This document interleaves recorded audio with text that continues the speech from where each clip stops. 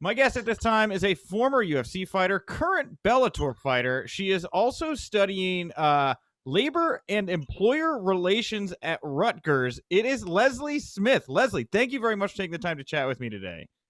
Thank you. I'm excited to be here. Man, yeah. So we have connected here today, Leslie, because the world of pro wrestling has got all lit up in the past week about the possibility of pro wrestlers forming their own union right now because there's a lot of issues between them and their employer that there's discrepancies about. Now, you and I have come together because you actually went through a very similar process trying to unionize the fighters at UFC. Am I correct about that? Yes. Oh But man. there's a really big difference in that the pro wrestlers are getting a whole lot of support, and from other wrestlers too, from other like high level wrestlers. And so it's already taken hold in more of the kind of the movers and the shakers who are going to be able to make a difference. And so that is super exciting. Or what do you think? Well, You think? I don't know what I mean. I know that there's a lot of buzz right now, right? Deciding what a group of pro wrestlers is going to do is often a very difficult thing. So, with that though, let's talk about your experience though, because I know that there's a lot of wrestlers out there and fans out there interested in this particular subject right now. I feel a lot of us are just trying to start to understand what this process could look like.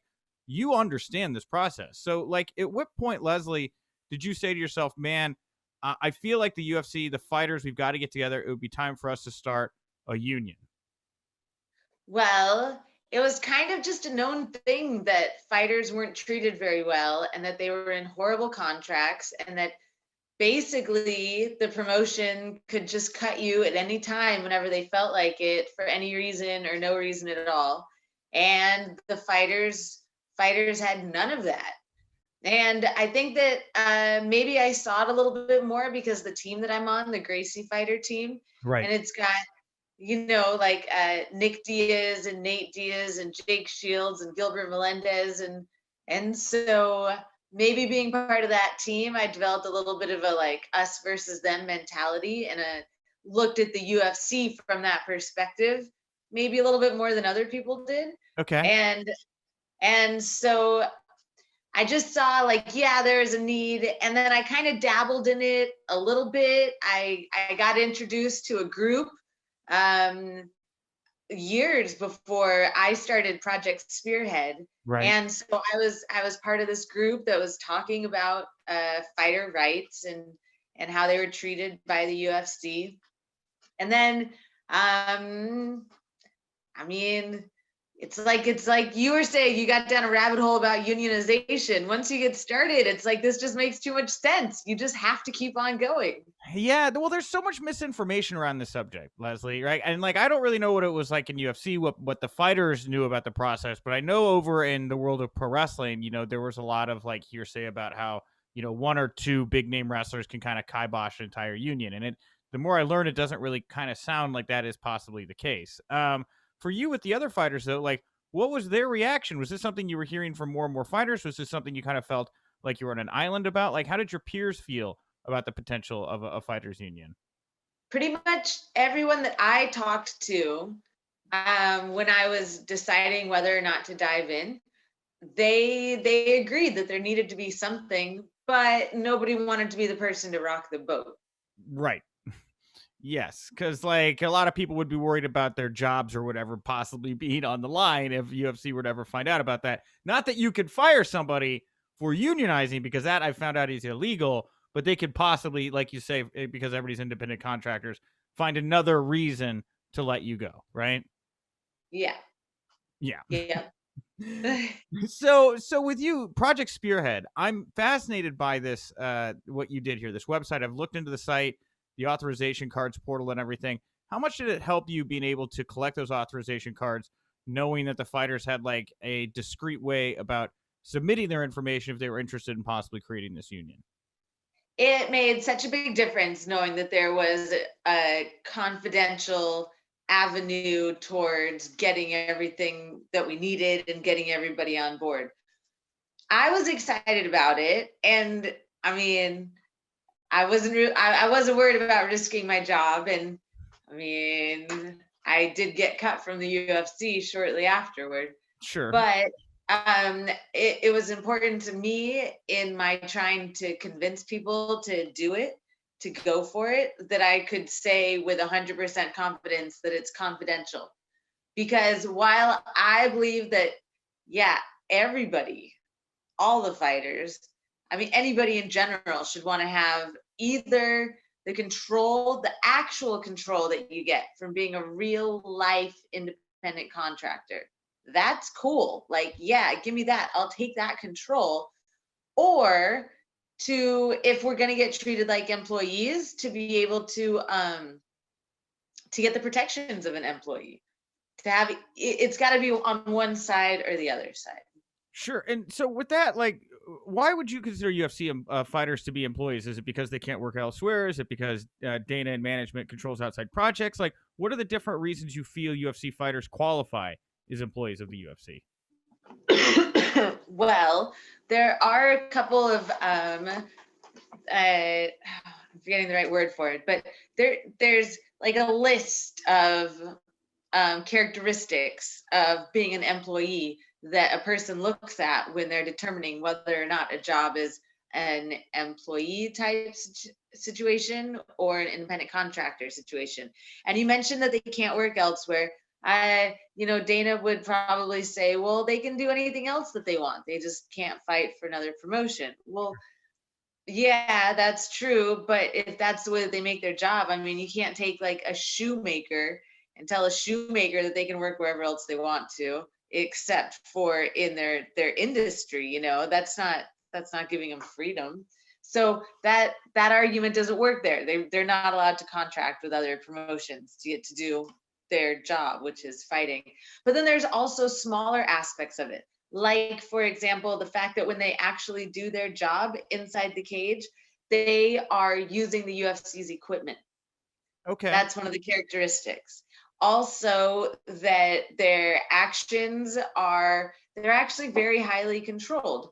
From the time that they walk out into the cage, they're supervised. They're not doing their job unsupervised. That's one of the characteristics of an independent contractor. Okay. Also, the uniforms. And that goes for pro wrestling as well. When people go out, I mean, yeah, they have personalized uniforms, but they have to wear what they have to wear. Same thing with the UFC fighters.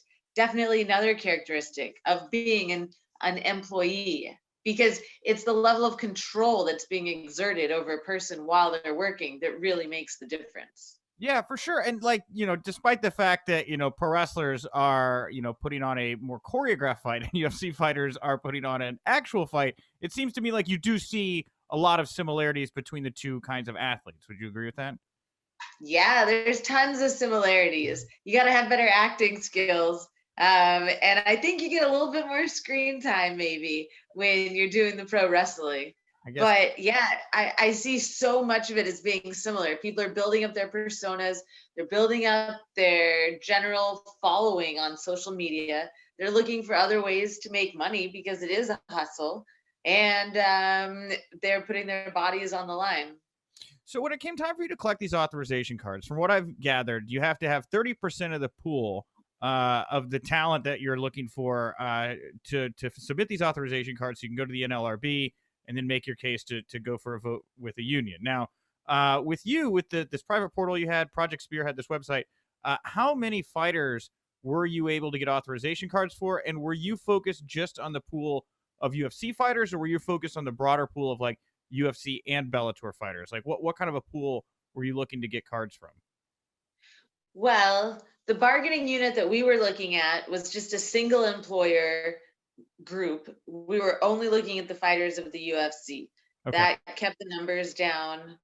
And as far as numbers, like that kept the numbers of how many people we would have had to get lower than if we had tried to go after Bellator's fighters for a union as well. But Bellator is a little bit different in the way that they exert their control, because in Bellator you can have sponsors, you get to do your own clothing, your sponsors however you want to, and they do inner promotional fights.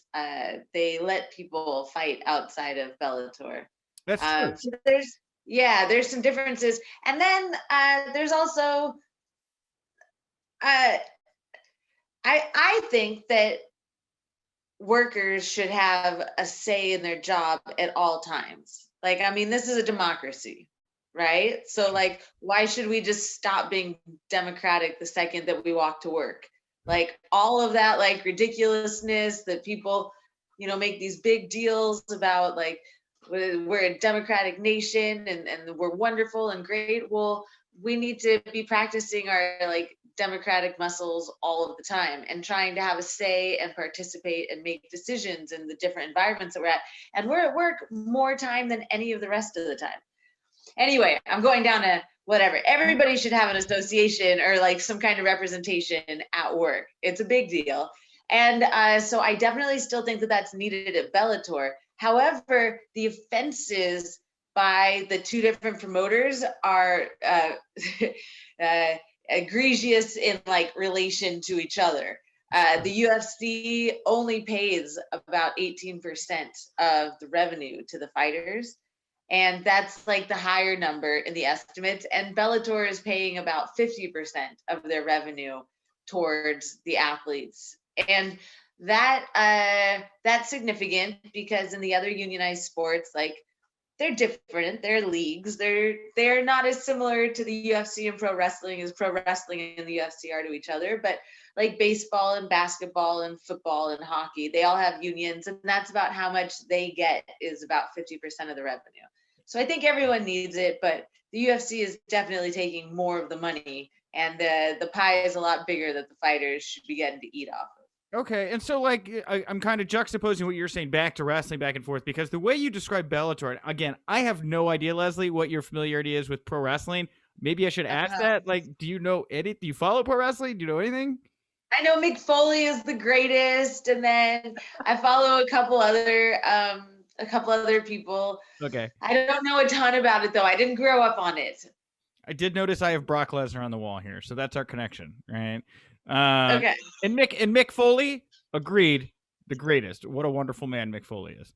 But like right now, we have two major promotions in North America. You have WWE and AEW, and the way you describe Bellator seems like more in line with the way like you would describe AEW. Their performers can go wrestle elsewhere. They're allowed to do outside projects. They're less, controlled than what WWE is, but there is still some control. So from what you're saying, it sounds like for if you were the WWE performers, you would to limit the pool. And again, I'm just trying to figure this all out.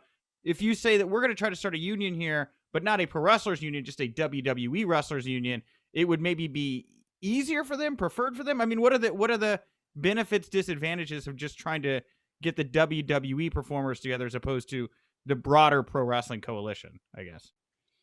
Well, I don't know how it is in pro wrestling if people train in large groups and if they feel an affinity towards their team. And so maybe if like there's pro wrestling teams and of people who train together that are part of a community and they like identify with each other, then maybe going across the different promotions would be a great thing.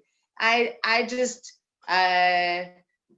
when I made the decision to only focus on the UFC fighters, my thought was that I just wanted to get a group. It was like a utilitarian decision. I wanted to get the largest group of fighters, the most health insurance possible in the shortest time possible. And so the path that I saw for that, from what I knew about unionization, I think that there might be a certification process involved in getting a multi-employer bargaining unit. Like if you wanted to have the fighters from the different places, then it might be a slightly different process. I don't know, but I just knew that about the exact process to get the employees, independent contractors, the athletes from one promotion going. Like that was just the path that I saw. Okay, and just as a follow-up to that, so like and it didn't happen. We'll get to why it didn't happen here in just a second. But hypothetically, had it happened, and you were able to create this union for UFC fighters, if when you were to leave UFC, do you get to stay a part of that union? Are you allowed to go work at non-union outlets? Like, how does that affect it if there's one entity that is unionized, but then a bunch of other MMA outlets that are not unionized? Right. Well, in that event, if somebody was part of a unionized workplace and then they left that workplace, then they would also be leaving the union.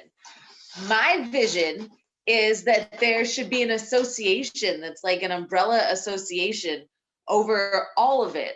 And through that umbrella association, if there were opportunities for people to sign up for healthcare through that association, maybe they could pay a membership or something like that.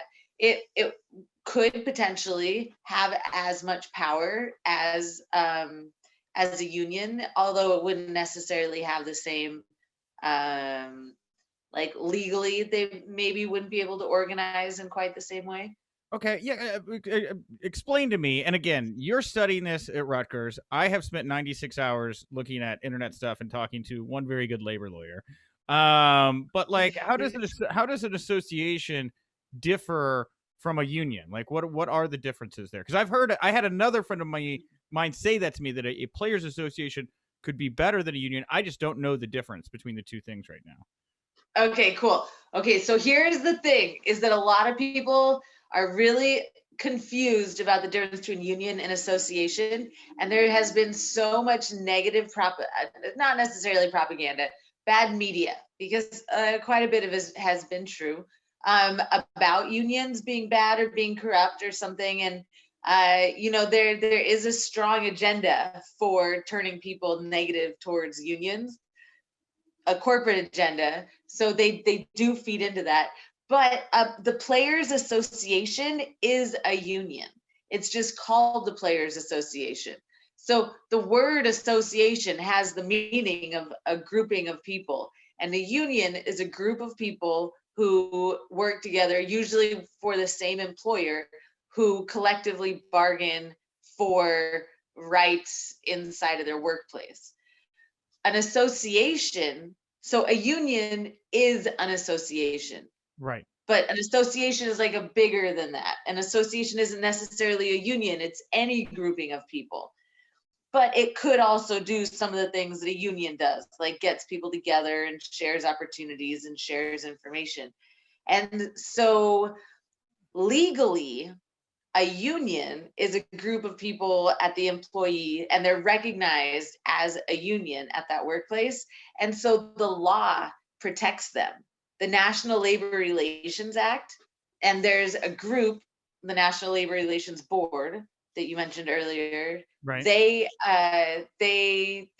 enforce these laws, because for a while in all these factories, like in the early 1900s and stuff, people were in these horrible conditions in the factories, but the factory owners could just fire them or like have them killed, and like there'd be a big old revolt. But then the police would just come in and they would protect the factory owners' stuff. But eventually people just protested so much, and it was during the war. They needed people to just stay in line and keep working in the factories and the steel factories and things like that. So then labor law became a big thing, where legally the company that is fighting against the union, they have to bargain with the union. They have to sit down at a table, they have to consider propositions, they have to really actually try to come to something. And so there isn't that legal forcing of the effort to reach a decision in an association. They don't have the same legal protections. Like if people are in a union and they go on strike, and then the strike is over, the company has to bring those people back to their jobs. Right. Because of the laws protecting a union, but that's not there for an association. Okay, got it. And so, like, an association, like, what would the process look like for putting together an association as compared to a union? Because I'm pretty clear on the process for a union now, with the authorization cards going to the NLRB, taking the vote, picking representation, collective bargaining agreement, all that. How does the process for a players association, how would that differ? Well, a players association, like baseball or basketball or football, those all are unions. So they'd have to go through the union process to get started. Okay. But if it was just an association of pro wrestlers, Well, then they could choose however they could be just as informal. They could just start meeting every Sunday to have beers and talk about things. Okay. Or they could look to do other steps, like they could look to actually make it a membership and have everybody pay into it. And they could look for things to purchase as a group, like medical insurance opportunities, Okay. or yeah. Okay, gotcha. And so with your case then, so you were looking directly to just create a UFC fighters union, right? To again help get you guys some representation, help get medical insurance, based off of like my limited research into your case here. So you started this up around 2018, is that correct? Yeah. Okay. So 2018, and then by 2019, you've collected these authorization cards, and you are headed to the NLRB, trying to get your union to be voted on and recognized. Is that correct?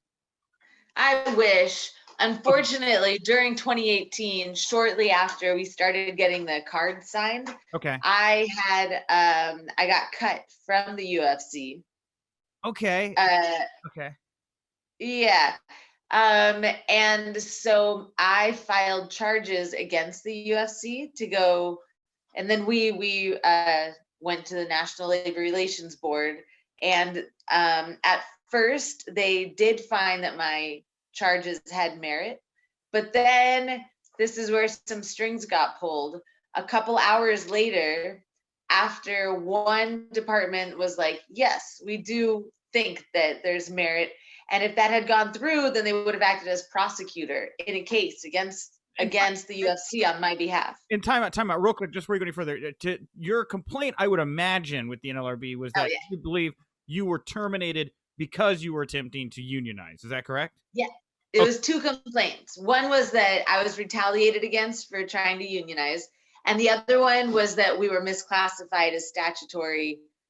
We were misclassified as independent contractors, and that we were actually employees. Got it. Okay. Wonderful. Anyway, back to how this got deep sixed or whatever here. So you go there, you bring your complaint. They say there's merit to this complaint, but a few hours later, what happens here? Oh yeah, a few hours later, the Washington D.C. office, the Division of Advice, were like, "We're taking over the case."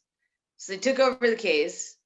And then a couple of months later, in a letter that looked like it had been written by the UFC, they said that they were dismissing the charges.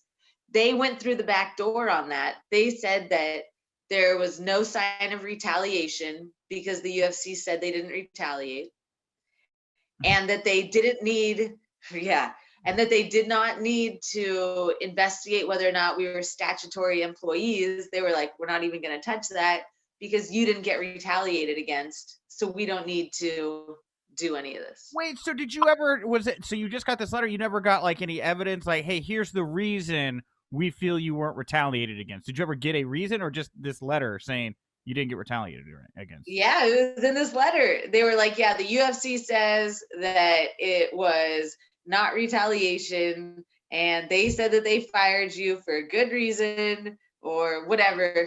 But yeah, that's what I mean. Like it was just this letter saying, and we can't even appeal it because they got dismissed. If it had like gone somewhere, oh, I mean, we tried, but So didn't work. I believe this it's correct me if I'm wrong, but it's this guy Peter Robb, right? Is he the one who's in charge of the NLRB right now? And Yes. he's a Trump appointee that, from what I have gathered, is not necessarily labor friendly, right? Now Yes. you brought this complaint to them, and they kiboshed it because it would look like because of political connections, right? Is what it looks like on the surface. Um, Yeah. but you were still collecting these authorization cards, and you never. And I don't know how they'd be good now because I think they're only good for a year. But like, if you were to go back and collect these authorization cards, you could still hypothetically take them to the NLRB and still try to get some kind of a union made. Even I guess it would make any sense now because you're with Bellator, not UFC. But hypothetically, you could, correct? Hypothetically, I could start a new drive, a new card drive, and try to get people to sign new cards at any point in time. Anybody can do it. Yeah. Anybody could just be like, you know what, you guys need a union. Let me do a good little organizing campaign. Like that's what organizers do. Yeah, anybody could do that. Okay. Okay. Just clarifying here. Okay. So yeah, I guess kind of bringing this all the way back here. So with everything you've learned, hearing kind of what you've heard about what's going on with pro wrestling and seen, since you've obviously seen some wrestlers speak out, what would be your advice to a wrestler, a group of wrestlers that are looking to make a move on this? What did you learn that you think worked? What do you think that they should do if they are interested in pursuing this path? I think talking to the other people face to face, the other people that need to sign cards, talking to them face to face and having good conversations, explaining what a union can do for them, explaining what they're missing out on by not having a union, and really connecting face to face. I tried to do a lot of it online, and I think it would work better if I talk to people more face to face. Sure. Okay. Interesting. And we'll, I guess, yeah, to wrap this all up here. So you are not done with this issue. It sounds like by a long shot, Leslie, because again, you have taken this passion and I am so impressed. You're getting, you're going to get a degree here in labor law? What are you doing? I am. Well, I'm rushing to try to plug in this phone before it dies. Oh, no. I just saw it's on 1%. No, oh man. That's fine. That's fine. It adds to the tension, the drama. This is a pro wrestling interview. For people out there that want to connect with you, find you, follow you, support you, anything like that, Leslie, where do you want to send people to connect with you? On Twitter. I like talking on Twitter. It's at Leslie Smith _GF. And the GF is for Gracie Fighter. Not that you're anybody's girlfriend, right? I don't know. Yeah, right. Or gluten-free. Only sometimes. There we go. Every now and then.